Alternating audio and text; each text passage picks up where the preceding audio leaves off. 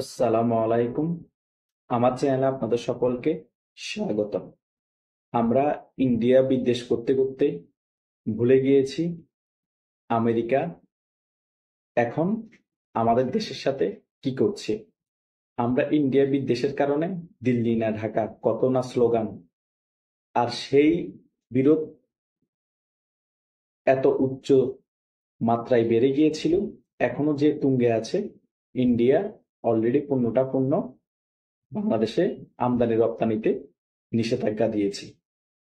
এখন আমেরিকা কি করছে আমাদের সাথে? ডোনাল্ড ট্রাম্প বাংলাদেশের অনেক পণ্যের উপর 35% শুল্ক আরোপ করেছে। এখন কি করবে বাংলাদেশ এবং এই সরকার? এই কথিত সমন্বয়করা এখন আওয়ামী লীগের বিরুদ্ধে কথা বলা বন্ধ করে ডোনাল্ড ট্রাম্পের বিরুদ্ধে এবং আমেরিকার বিরুদ্ধে কখন কথা বলবে? এই সমন্বয়ক এবং এনসিপি এবং এই সরকার ইন্ডিয়ার বিরুদ্ধে কথা বন্ধ করে আমেরিকার এই পদক্ষেপের বিরুদ্ধে কথা কখন বলবে? নাকি আমেরিকা শুল্ক আরো বাড়িয়ে দিয়ে বাংলাদেশের উপর প্রেসার ক্রিয়েট করবে? কেন করবে?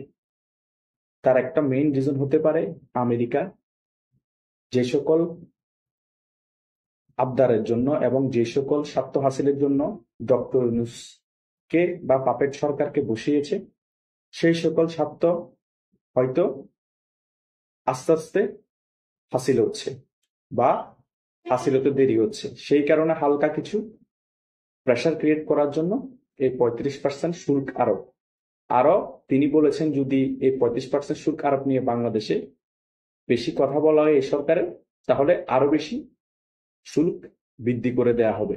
তার মানে সামনে আরো অনৈতিক কিছু আবদার নিয়ে আসবে এই সরকারের প্রতি আমেরিকা সরকার।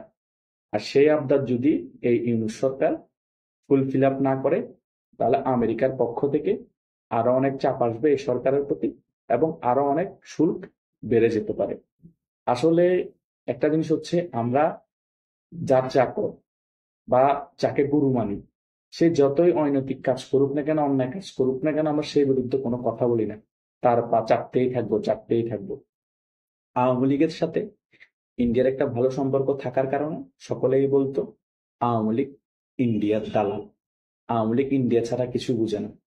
তাহলে এখন ইউনূস সরকার যে আমেরিকার পা চাপতেছে, আমেরিকার অনেক স্বার্থ হাসিলের জন্য কাজ করছে, পাকিস্তানের সাথে সম্পর্ক ভালো রাখতেছে এবং জামায়াত ইসলামীর এক নেতা উপজেলার সাধারণ সম্পাদক বড়লেখা উপজেলার 3টে ইউনিয়নকে পাকিস্তান বলে ঘোষণা দিয়েছে। এগুলো এখন ইন্টারনেটের মধ্যে ভিডিওতে ভেসে বেড়াচ্ছে। এই হচ্ছে এখন বাংলাদেশের বাস্তব পরিস্থিতি। তো এখন আমরা তাহলে কি বলবো? এই সরকার কি আর জামাত ইসলাম এরা কি পাকিস্তানের দালাল, আমেরিকার দালাল? তারা নিজেরা পাকিস্তান আর আমেরিকার দালাল হলে সমস্যা নেই। শুধু আওয়ামী লীগ ইন্ডিয়ার সাথে সম্পর্ক ভালো লাগলে তখন হয়ে যায় ইন্ডিয়ার দালাল। আসলে ভাই, বাংলাদেশে যতই রাজনৈতিক দল আছে সকলেই কেউ না কেউ কারো দালাল। যার সাথে স্বার্থ হাসিল করতে সুবিধা, সে তার সাথে সম্পর্ক ভালো রাখে, সে কারণে তার দালালি করতে হয়। এটাই হচ্ছে বাস্তবতা। আর ডোনাল্ড ট্রাম্প বাংলাদেশের উপর আর কি কি প্রেশার ক্রিয়েটের জন্য কি কি পদক্ষেপ নেয় তার স্বার্থ হাসিলের জন্য, সেটা কিন্তু দেখার বিষয় আছে। আর ইউনূস সরকার কিভাবে ফেস করে, নাকি আরো বেশি দালালি করবে, সেটাও দেখার আছে। তাই আমরা অপেক্ষায় রইলাম, আপনারা অপেক্ষায় থাকেন।